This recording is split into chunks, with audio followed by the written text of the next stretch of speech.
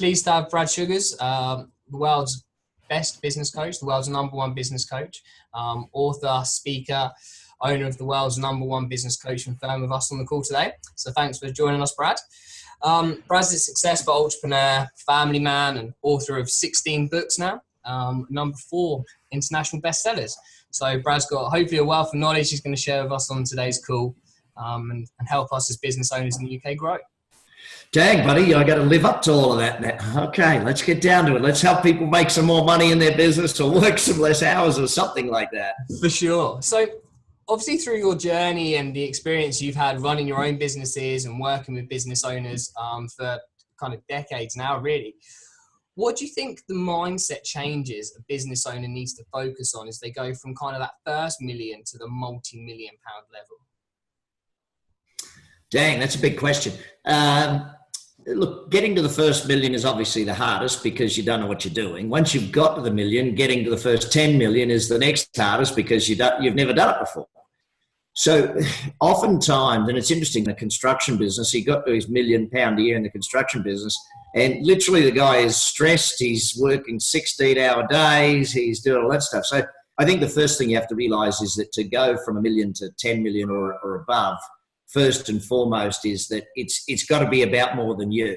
You know, you can get to 1 million off your own back, doing your own work, working your backside off, but you can't get to 10.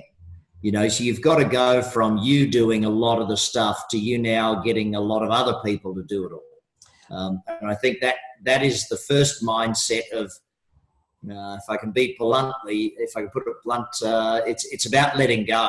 You know, it's about losing the mindset of, oh, if it has to be done, you got to do it yourself. If you want the job done right, you got to do it. You know, no one can do it as good as me. All of those things of a solo entrepreneur have to disappear. And what one of those obviously key points you spoke about there, which ones would you say kind of come first? What's the first step a business owner needs to take on? So many of the business owners we work with here in the UK are kind of, they're at the £1 million level, looking to now scale to that 2, 3, 5, 10 level. What's the kind of first step they need to take to really make sure they get that delegation and letting go mindset in place? I call you, of course, Steve. Look, I think the first step's going to be different for every person, but ultimately it's a decision to set a goal to be at that 10 million or above, or to be at the 5 million or above. You know, it's the first thing in anything is setting a goal. You know, the formula is dream, goal, learn, plan, act. And it's a simple formula, but when you set the goal in play, then it starts to trickle down and say, okay, now what have I got to learn to make that goal a reality? Because, you know, simple things like business planning, you don't really need to be good at business planning to get to 1 million, but you do to get to 10. You don't really need to be good at systemization to get to 1 million, but you do to 10. You don't really need to be good at management, recruiting, leadership, but you do to 10. Do you remember, Steve, when I wrote the book Billionaire in Training, there's a ladder in there. Yeah. And you can get to 1 million as a self-employed person, but you got to get to that manager level where it's now not about you doing the work. See, I mean, the simplest way to put this is you can't be on the tools to go to 10 million. You can be on the tools to get to 1 million. And by on the tools, that could mean you're a hairdresser cutting hair or an accountant doing the accounting work for your clients or even a business coach doing the business coaching, Steve. You know, and it's like, I watch you and Gary, you guys are going through the same challenges every other business owner goes through. You just know the steps that they don't. And you also have a coach that some don't. But I watch it in businesses where that understanding the difference between being self-employed and running a business that does the job of the business. You know, you can be a phenomenal, I'll just stay with hairdressing because everyone understands what it is. Well, yeah, for sure. You know, you can be a brilliant hairdresser. That doesn't mean you have any clue how to run a hairdressing business. It doesn't mean you know sales, marketing, management, recruiting, leadership, planning, financial cost analysis, etc. You know, and look, business will never get easier. You've got to get better at business. That probably is the simplest way to put it. So, yeah, set the goal to begin with, make the decision as to where you're going to, and then it's about you got to put the plan in place and do the learning to make it happen, or do the learning and then put the plan in place, because with new learning, you can write a much better plan than someone could beforehand. And I guess that links really well with kind of the next question, which is around, the identity that someone needs to create now as that multi-million pound business owner. Rather than a £1 million business owner that, quite often we'll hear they still enjoy being on the tools. They still enjoy having a little bit to do with delivery and managing at that kind of micro. Yeah, buddy, let me deal with that one first. They don't actually enjoy being on the tools. They just say that because they're scared to let go of it and they allow anyone else to do it. It's like I had a bloke say to me the other day, because I was coaching someone about wealth, and they said, I said, what work do you do that is a waste of your time? Like, do you mow your lawn? Do you do any cleaning? Do you do any of that sort of stuff? He said, I love mowing the lawn. I said, it's because you don't own a yacht. If you owned a yacht, you wouldn't want to mow the lawn. Yeah. But the point of it is that, they enjoy being on the tools to a degree because they don't know what the next thing is. And I got to tell you, Steve, the change is scary. They're having to learn the next phase. The learning work of a business owner is the hardest work a business owner has to do. Yeah. They're learning the next level, learning the next phase, learning that next level of management systems, and then the leadership systems. And I use the word system, Steve, because where most business owners don't really understand, there is a system for growing a business. Like if you're a chef, you have a system for cooking things, right? Yeah. If you're a hairdresser, you have a system for cutting hair. If you're an architect, you have a system for designing a building. What we have at Action Coach is a system for growing a business. And I didn't write the book, The Business Coach, that outlines that system until we had coached more than 13,000 companies to success. And, a lot of people, the reason they're struggling in business is they don't even realize there's a system for growing a business. They don't even see that that's the case. So, if you don't even know there's a system for it, Dad, you're going to work real hard. So how does that then link to the identity shift then that they need to make as kind of that next level? You talk about the ladder and billionaire in training. So come up that ladder. What's the identity shifts they need to start to make as they go through that journey? Yeah, I'll give you a simple example. I worked with a medical doctor at one point in time and coaching him to grow his medical practice. Now, interestingly enough, he had an amazing identity as a doctor. And for 20 plus years, if he went to a party and got introduced to people, people said, what do you do? He said, I'm a doctor. The business didn't start growing until he realized he was a business person first and a doctor second. So oftentimes the shift has to be from I'm a hairdresser to I'm the owner of a hairdressing business. So that's one of the shifts that I first try and help people make, to realize that you're not the job of the business, you're the owner of a business that does that product or that service type thing. So I think that's where we first have to start. I mean, simple little things, Steve. When you're self-employed, you usually take drawings out of the company. To go to the next level, you've got to start drawing a wage and taking profits. It's not take money when there's money there. It's pay yourself a wage that you would pay anyone else to do that job, and then take profits at the end of it. And, just even simple shifts like that, getting people off of drawing a wage from their own business, off of just taking drawings or money when they need it, to a fixed salary and then profits at the end of the quarter. They look at me strange. It's like, no, we're going to become a business owner here. We're not trying to just, we want, I guess, back to the first thing, Steve, and maybe if we start with this understanding for people. The definition of a business is, in our terms, a commercial profitable enterprise that works without you. If you have to be there, it's not a business, it's a job, and you work for a crazy person. The challenge for most business, I know it's people will get that sink in. The challenge for most business owners is they are the CEO and they are the owner of the business. Now, if you're the GM and the owner, or the MD and the owner, you're bad at both of those things. You are not a good owner and you're not a good MD, because you have a meeting with yourself. Here's the owner's meeting. It goes like this. How did you go today? Oh, boss, I did amazingly well. Well, congratulations. Good job.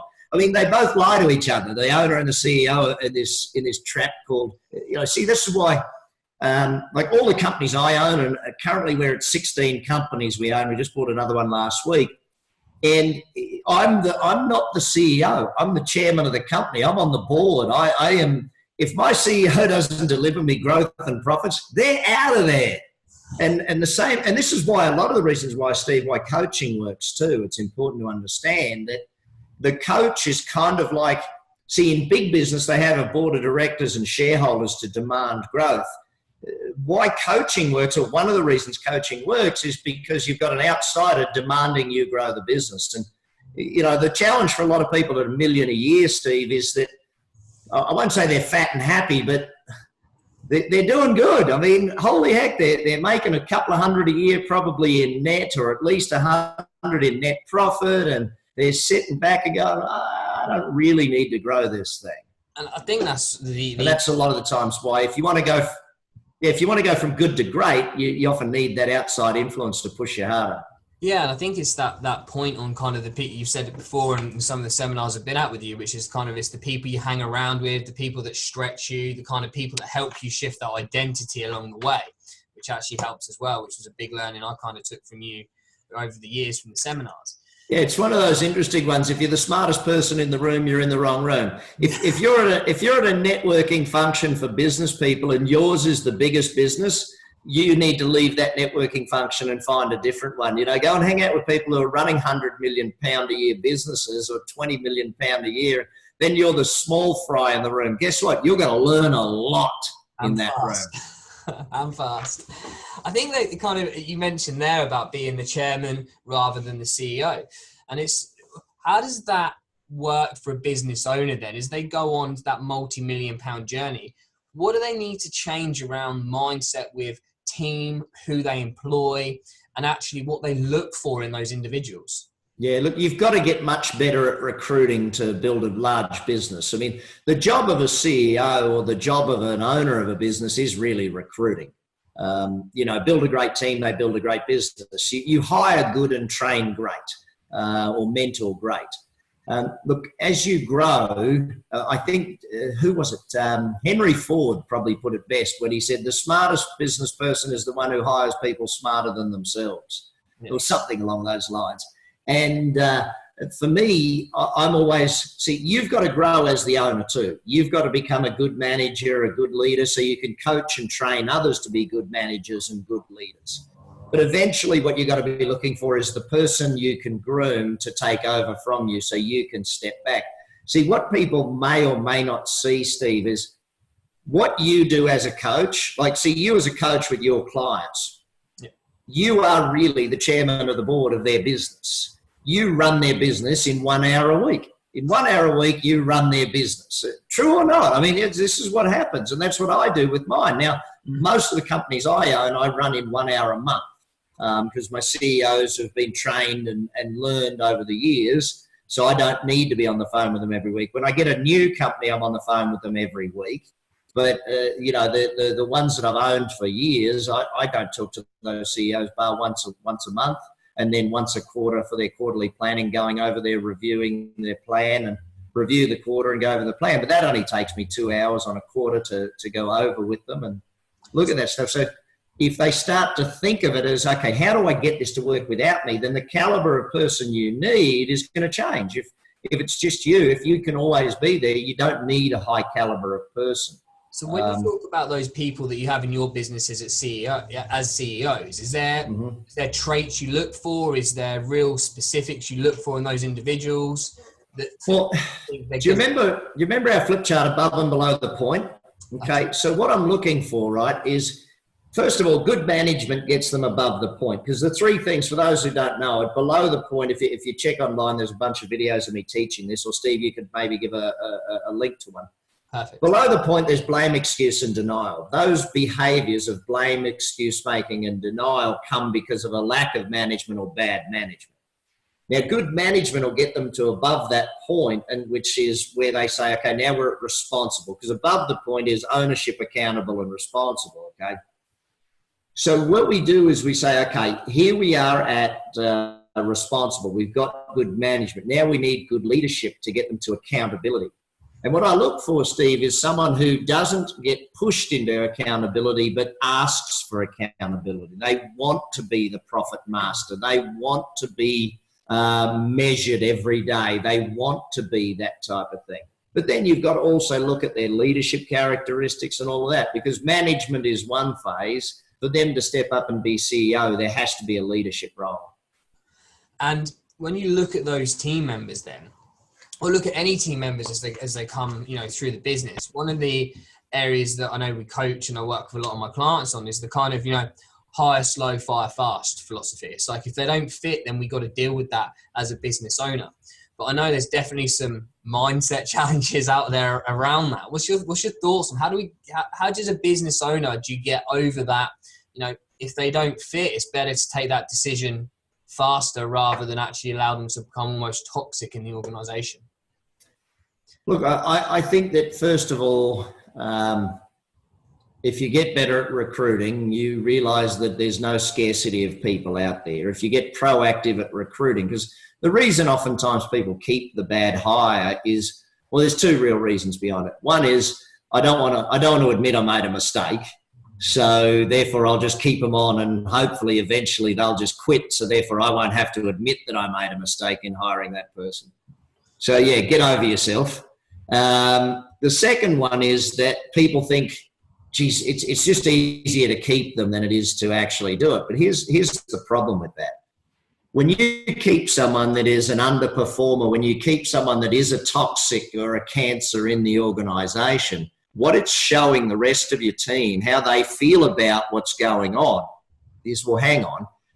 If they're allowed to get away with that, then why the heck am I not allowed to get away with this stuff? Why should I work hard if the performance standard that's required is awful?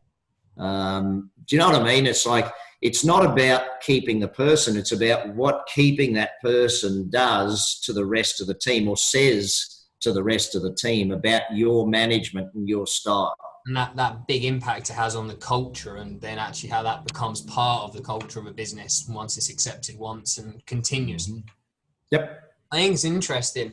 And I think for me, it comes back to kind of the mindset element of going to that multi-million-pound level. I think to kind of ask you probably a question about more your journey, or, as business owners that you see, what are the kind of rituals that you make sure you have in place as a business owner, especially as you grow through the wealth ladder and you get, the biggest person in the networking room and then the biggest person again, and you really go on that learning journey and you build wealth as you go through that? What's the kind of rituals and the habits you've got to create around that? Oh, buddy, that's such a massive question. Look, let me take it two different ways, actually three different ways. First, the rituals in business. The basic rituals of every day everybody must complete their plan for the following day. Every day they text in to their boss a photo of their handwritten list of what they're doing and achieving the next day, to-do list and goals to be achieved list tomorrow. That in and of itself is a very important part. The second thing and then, your weekly list on a Friday and your Monday morning meetings, your one-to-one sessions with your senior, with your direct reports, all of that basic management rituals that need to be abided by, because with consistency of management comes consistency of performance. Inconsistent management leads to inconsistent performance, or reactive management leads to inconsistent performance. It's got to be proactive. The second way I'll tackle that is by looking at personal rituals that need to be in place when you're moving up that ladder. Learning is a daily ritual. It's got to be done every single day. If you do a day without learning, it's like doing a day without exercise. The brain can't function as well if it doesn't take in new knowledge. The body can't function as well if it doesn't do something to get the oxygen levels pumping through it. So if you want your brain at ideal levels, you've got to exercise each day. And I don't care if it's meditation, going for a walk, whatever it is, you've got to do something physical every day. And then obviously you've got to feed your body and brain. I mean, it's feed body, feed brain. I mean, that's really the rituals for that. And then feed the soul, be it by being with family or listening to music or doing something, feed the soul. So that's sort of the personal side of it. And, that can be done in many different ways for many different people. But, even a real simple one, Steve, do you get through 2 litres of water a day? I'm an Australian, so I love to have a beer of an afternoon, but it's a very simple rule in our house. If you haven't done your 2 litres of water, you ain't getting a cocktail. So, but simple things. Then when it comes to wealth, look, the habits of wealth, and I could spend the whole session with you just on wealth. I've just written a book called The Wealth Coach, actually, which looks at the habits and the rituals of wealth and then the strategies behind that. But if I look at wealth, the habits of wealth are more important than the amount. So like going to the bank and investing £5 a week is more important. By doing that every week is more important than doing 500 quid once a blue moon, or if you get rich type thing. Yeah. Learning the habits of wealth is and abiding by them is probably one of the most important attributes of wealth. And it's my kids do it. I have 4 kids now, another one on the way, and all of them since age 2 go to the bank every Thursday to deposit their pocket money. They know that they're investing every week. They deposit 50% of their pocket money every single week. And that's not a hard thing. It is what it is. So to create that habit, so then when wealth's built, it's already a habit to make that saving, the deposit, and build more and more upon that. Look, if you can't handle money when you've got a small amount of money, don't ever expect a big amount of money. If you're not respectful with money, if you don't tithe and invest with a small amount, then there's no way the world is going to trust you with a large amount of money. I mean, money. One of my greatest teachers was a gentleman back in the 70s by the name of Reverend Ike, Dr. Frederick Ike Cotter, on the subject of money. And Reverend Ike used to say a simple thing. He had a lot of funny sayings, but he was based in Harlem in New York. And one of the sayings that he says, money is like a lady. Treat it well, it'll stay with you forever. And if you treat it badly, it'll leave you in an instant.